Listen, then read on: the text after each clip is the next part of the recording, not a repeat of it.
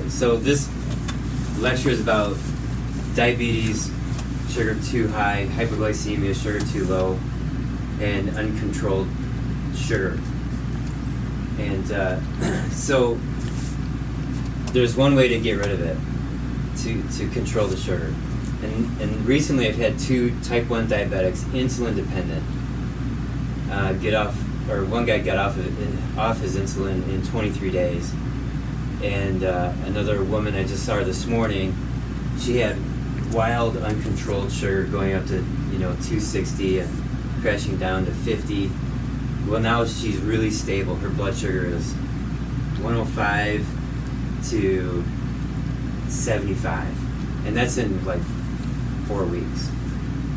And so the process is actually easy to say, and whether it's easy to do, it's up to you. It's your opinion. But the first step is always removing the carbohydrates, the excess fast metabolizing carbohydrates, so sugar, grains. And that includes all the whole grain stuff, whole grain bread, pasta.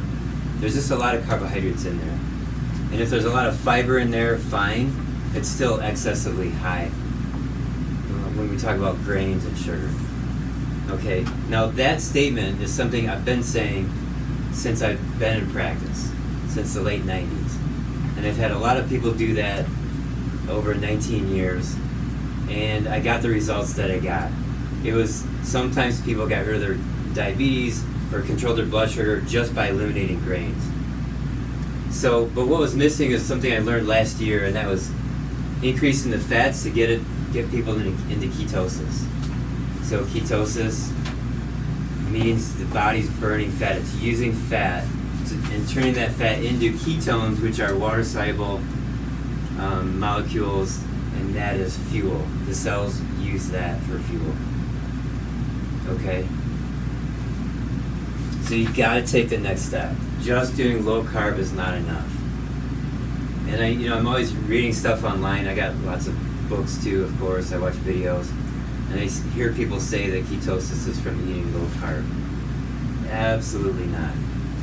You gotta do the higher fat, or at least do fasting, which is no food, or do endurance exercise. So just low carb is not enough. So there are tools that I've been teaching about on my YouTube channel. And the first tool is called the Chronometer, which is an app on the phone, on the smartphone. And you can go to the website, Chronometer, Chronometer. So you get your foods in there. It's an app that tracks your diet. You just input your foods and you guess. Don't make it too hard. Just guess the quantity, like 1 pound, half a cup, 3 ounces. And then hit save, and the app gives you all kinds of micronutrients, vitamins and minerals and different types of amino acids in that food. But what we're looking at is the macronutrients, and there's only 3 of them. And that's fats and proteins and carbohydrates. Those are the 3 macronutrients. So when your body's burning sugar, it's acquiring that sugar from carbohydrates. Carbohydrates burn like sugar. And proteins also burn like sugar in that they keep the blood sugar high and they keep ketone production down. So these 2 things go in the same category, different than fat. Fat burns like fat, and these 2 things burn like sugar. When it comes to, it's clinically relevant what I just said.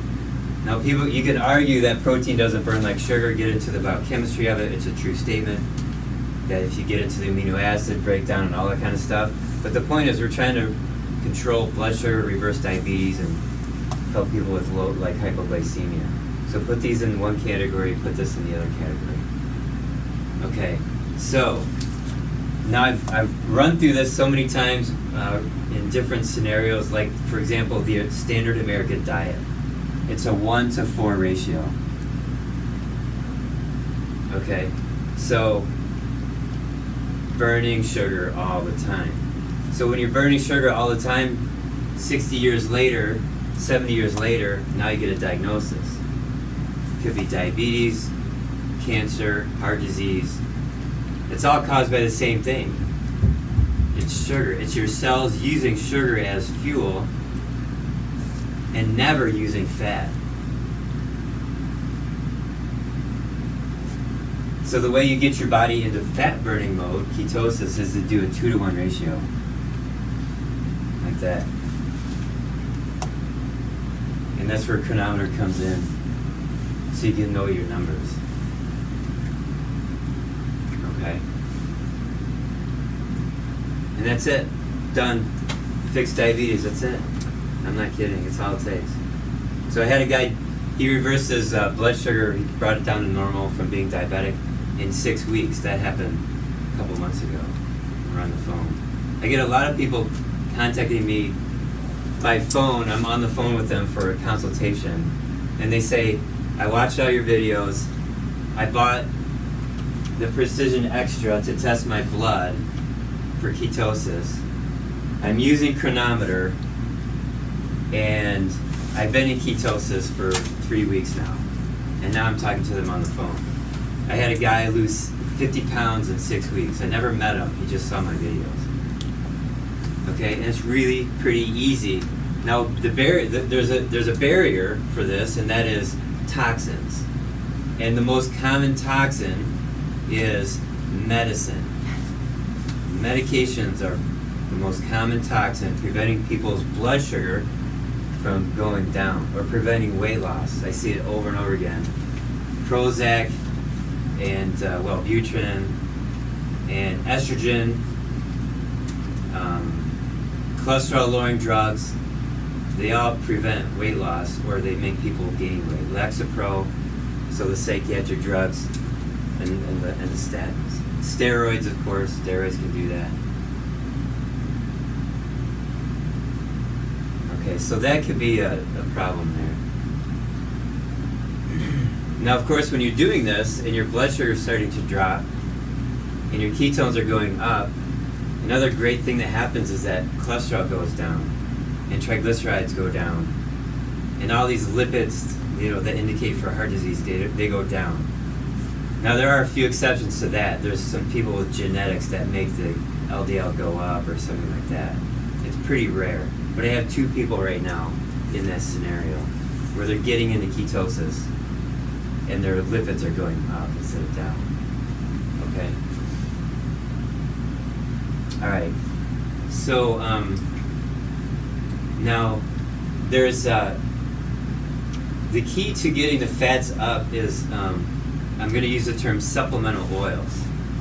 So, you can put butter in your frying pan for the eggs, and you can put extra olive oil into the salad, like 4 tablespoons instead of 2. That's all good.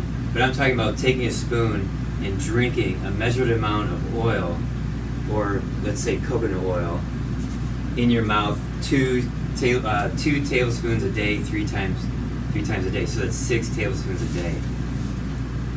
And you can do the math on that. 1 tablespoon of oil or fat is 14 grams of fat for 1 tablespoon. And if you did 6 tablespoons a day, that's 84 grams of fat. Super, super healthy right here. So it doesn't matter if you do all the same oil every day, or should you mix it up? I'm a fan of mixing the oils up. Just because different oils have different personalities and they do different things to your body. Yeah, so mixing them up would be really good. Okay, now I'm saying this is super, super healthy when it gets you into ketosis. This is super, super unhealthy if you're eating sugar, because the sugar is the culprit. It's always been the culprit. So sugar and fat together is the most dangerous thing that you can do. Okay, so I have a friend, she's from Ypsilanti. Her parents are still living there. Her dad is 69 years old. He was 17 when he was diagnosed with type 1 diabetes. So right now it's 2017. In 2001, he had stents put in his heart because his arteries were clogged up. So he's now 16 years later, they did a catheterization where they scoped up into his heart. And all of his arteries are totally clean. They've been clean for 16 years. And I asked her, how did he do that? Like, what is he eating? And she goes, well, he takes some supplements, and regarding, he's really careful with his food. He eats meat and a lot of vegetables, but he never combines sugar and fat together. And that kind of like blew me away, because I thought I was the only one who knew that sugar and fat are bad together. And I asked her, well, where did he learn that? He had to have learned that somewhere back in 2001 when he changed his diet. And she goes, it's common sense. And I was like, no. It is not common sense. So when you look at an American meal or a 5-course meal, there's meat and there's vegetables, which is good. But then there's bread and there's a dessert and there might be some juice or alcohol, all that sugar combined with the fat. I mean, that's a disaster. Okay? So this guy has kept his arteries clean for 16 years being a type 1 diabetic. And now the reason why they scoped his heart is because he's got a bad valve. And they may have to replace it. So the question is, how did he end up with a bad valve? He's probably not eating enough heart. You gotta eat heart to repair the heart. You gotta eat liver to repair the liver. You gotta eat pancreas to repair the pancreas. That's why we have all these supplements with all the different organs in them. Okay? That's original naturopathy, is they would prescribe ovaries. They would prescribe different organs for people to eat. Okay? Unfortunately, modern naturopaths are not doing this anymore. They're shying away from it. There's a political trend towards total veganism, even in the classical naturopathic schools of thought. Okay, so this is the test. I'm a big fan of this Precision Extra, and we sell it for $50 here. You can buy it on Amazon for $32. Then you got to buy the test strips. One test for ketones, the other one tests for glucose. I think the glucose ones are blue, the ketones are purple. These are $1 a piece. These are $2 to $10 a piece on Amazon or elsewhere online, depending on how good of a shopper you are. This is the what the machine actually looks like that. Okay, simple. But it does both glucose and ketone. Yeah. And there's another one on the market too called the Neo. Okay. There's a couple other ways to test for ketones and not very accurate, but it's still worthwhile to some degree depending on how much you're willing to invest. This is a keto sticks. You can buy at a pharmacy. Just pee on them. And then you compare the color of the stick to the color on the label there. And then this is a breath test for ketones. And you have to open it up out of the package, just follow the instructions. Okay, so the idea is when the ketones are up and the sugar is down, then you're in good shape. Sometimes the ketones are up, but the sugar is not dropping like it should. It could still hang around 100 or 105. And the cause of that is eating too much protein. Okay, so I've had people drop their protein from 80 grams a day to 40 grams a day, and then their blood sugar comes down to where they want it to be. So all these details are in all my videos on my YouTube channel. I don't hold back at all on my YouTube channel. I'm not holding any secrets at all. I'm trying to bankrupt drug companies. That's my purpose in life, is to bankrupt drug companies. Okay. Would you be willing to say that on YouTube to 1,000 people? So the here's ketones in the blood, here's glucose. Ketones go up, glucose goes down. When they cross, that's when you're true therapeutic ketosis, because the body's burning that because the glucose is down here. See, that's the key. Now you get a lot of benefit being right there. And you get benefit here too. Okay? So if you just look at it from this point of view, the closer you get to the center, the more benefit you get. And then you end up here, and you're in true, I'll put true therapeutic ketosis. You end up here. You can't stay there forever. Some people choose to because their health was so poor in the past, and they're fine staying here for a long time. But for most people, you got to come out. So you can come out and be there, or you can come out and be over there, and then you go back in later. Okay, so this cycle could happen every day, or it could happen 5 days in, 2 days out, or it could happen 5 days in, 1 month out. And I help people figure out what they need depending on their symptoms, their condition. You know, if somebody's got cancer, they should be in here every day for 3 months. And if somebody's diabetic, you want to come in here and come out, go in and out. You want to exercise your cells. We're talking about mitochondria. Those are the little organelles inside all of our cells. There could be 3,000 mitochondria in every cell. And when you look at mitochondria in a textbook, they look like little footballs. Here, I'm going to draw it on this sheet. They draw it out like this, and they have these cristae inside like that, inner membrane. That's not what they look like. That is not what a mitochondria looks like. It looks like a collection of worms at the bottom of the ocean. You know those big, tall sea worms that they come in and out and stuff? That's what mitochondria are. They'll bend and they'll shape themselves in different ways, like this. And then they attach to each other, and then they break apart, and then they reattach to each other, and then they break apart. They're constantly moving around like this. It's really fascinating. So, in the mitochondria, like I said, there's two ways it can use ketones, or it can use sugar as fuel. Okay, so let's say this is the starting point of making fuel. Here's the process of making fuel, and that fuel is called ATP. So this thing right here is called acetyl-CoA.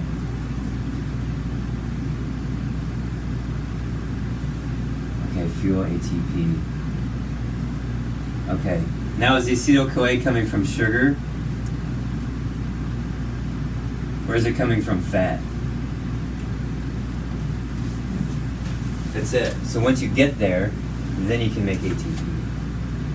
All right, so basically you just shut this off by increasing the fat in the blood relative to the sugar. Okay, now when you burn sugar, when you use sugar as fuel, there's waste products that come from it.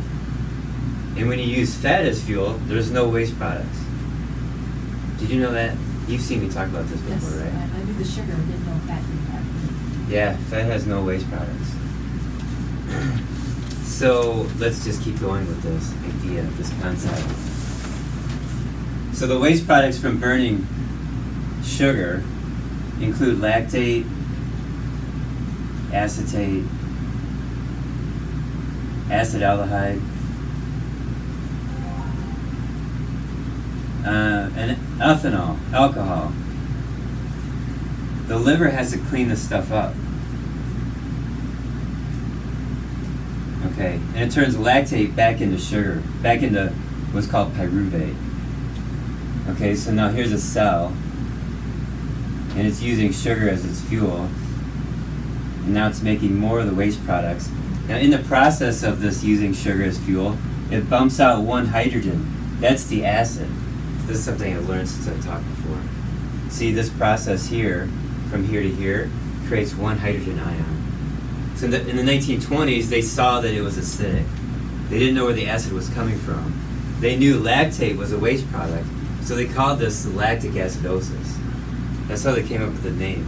Now picture you're in the 1920s working in a lab, and you got a petri dish of diseased cells using lactate as fuel, or sugar as fuel, and they're diseased, and they're creating this waste product, and this waste product is a little bit acidic, and you can smell it and you can taste it, right? And it looks like milk, like yogurt type of white dairy, creamy, opaque. Lactate means from milk, or like milk. So that's how they came up with the name lactic acidosis. So these diseased cells are creating this substance that looks like sour milk. Lactic acidosis. Interesting, huh? You're like, alright. So when you stop the sugar burning, then you can reduce this. And making sure that your liver works well. If your liver doesn't work well, you get a buildup of waste on this side. If you're burning a lot of sugar, you're building up waste on this side. Okay, so make sure the liver is working well. So you handle this part and you handle this part. And the way you clean this up is by eating lots of vegetables. So you can address all three of these with your diet. So getting into ketosis, juicing vegetables, and eating liver. So eating liver was a sacred food for many, many tribes around the world over the millennia.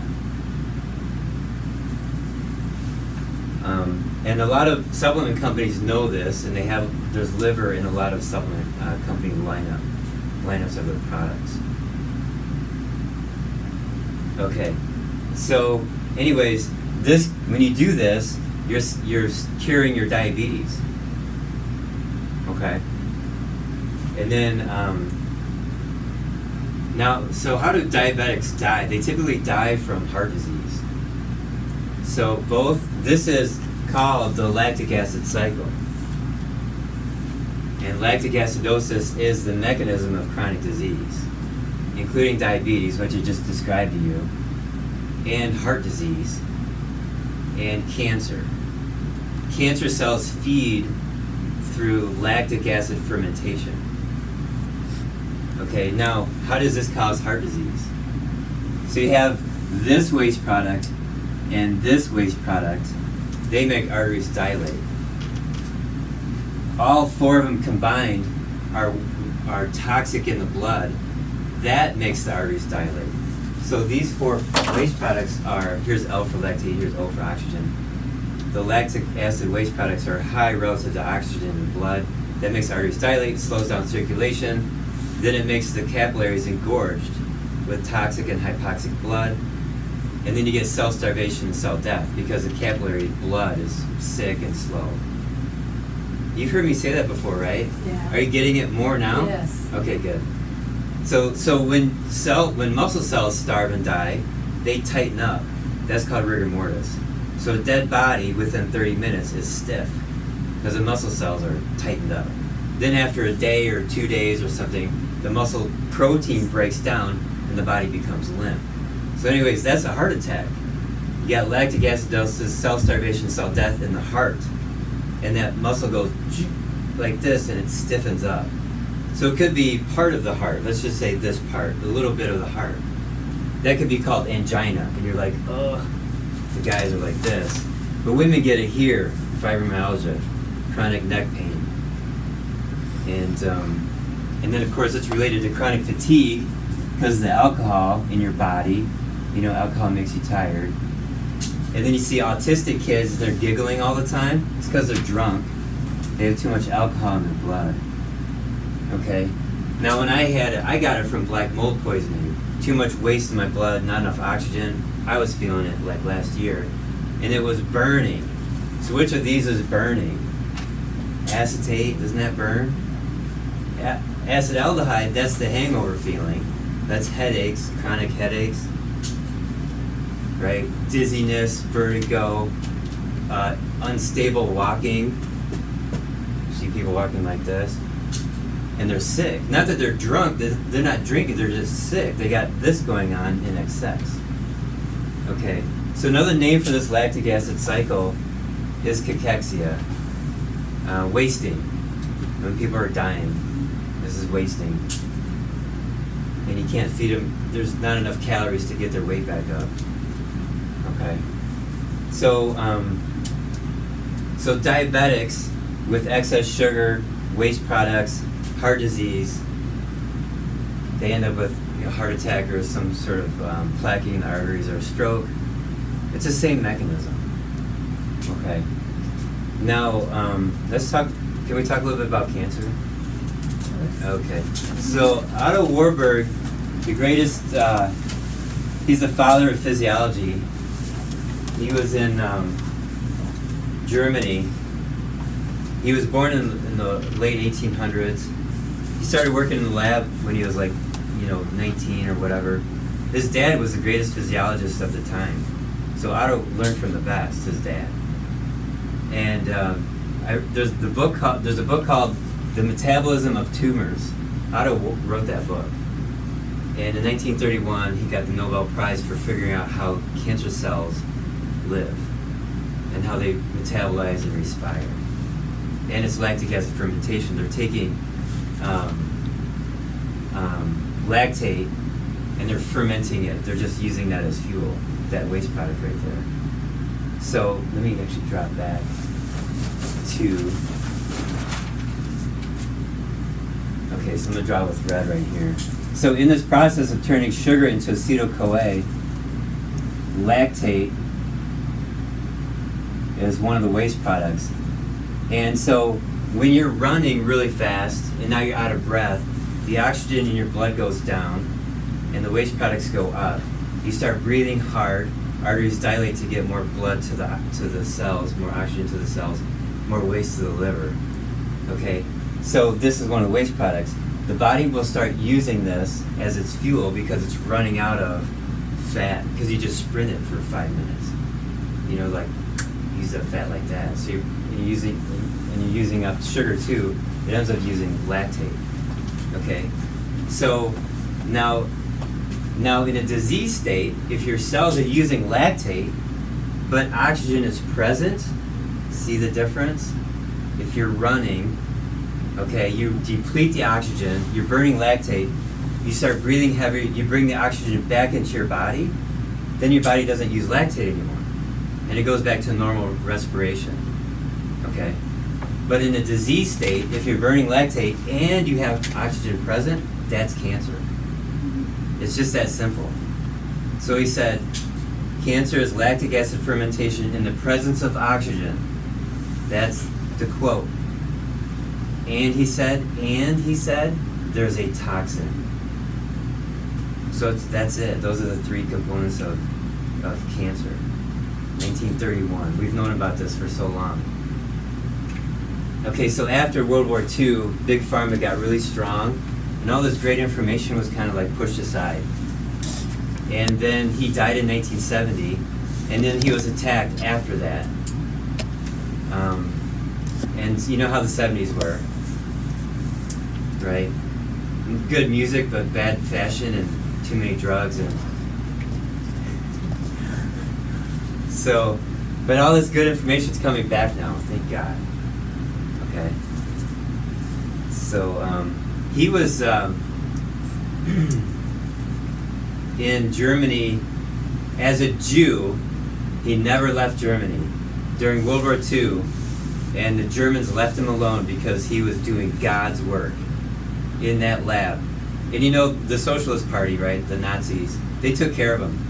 They fed him, they housed him, they gave him a laboratory. And in 1945, the Russians came in. Well, they moved him to an island.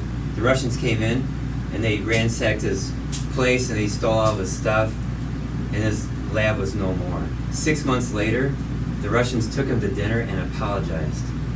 And it took 5 more years for them to create the lab again, because they found out that he was doing God's work. He was figuring out cancer and all this stuff.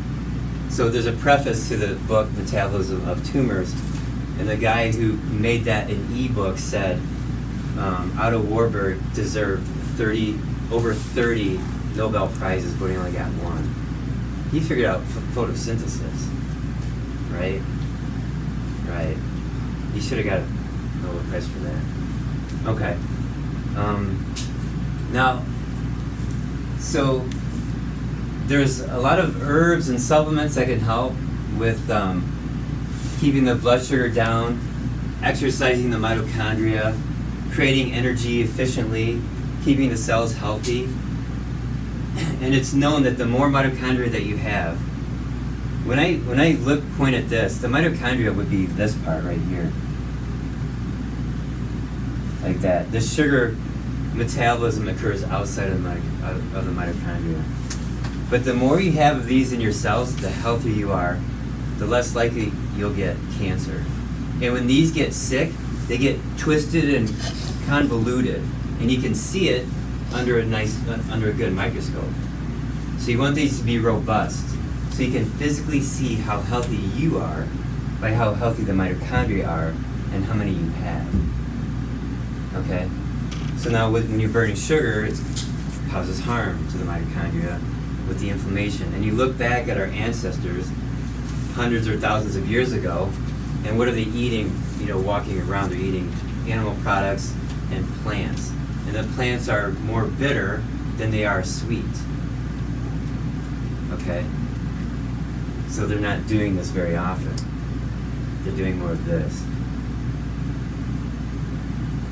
Okay, questions on that? Did I lose anybody? You just smiled. Oh, it takes a little bit to absorb. This is like my third time probably doing this. Yeah. And every time I hear something different, like we saw the lights go on, Yeah. right? So this is why I'm going to say this for the video here. But so you're saying this is the third time you've heard me say this stuff, and you still have lights going on. Yes. Right. Okay. So that's and I was kind of like self-conscious about coming up here and saying the same thing over and over again. And I do it in every visit. And I'm explaining like at what stage people are in this, and I'm explaining what stage people are in this, and then we're talking about this, the symptoms and all that stuff. So I think it's worthwhile to hear it over and over again. It is. Okay. Very much. All right, cool. So Elena, hit end, and then publish.